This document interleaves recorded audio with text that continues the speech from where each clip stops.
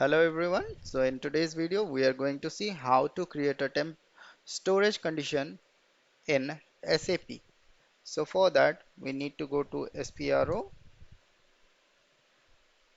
then Logistics General, Material Master,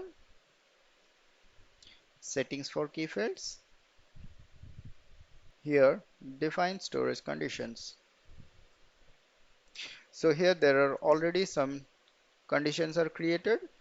If we need something, then we can create a new entries, and here say let's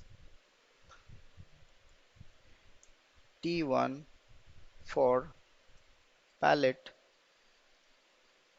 T2 for rack, and T3 for crates,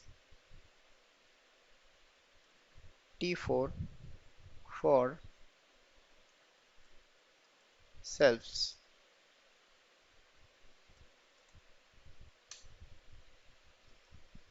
Save it. So now this is how we can create a storage condition in SAP MM.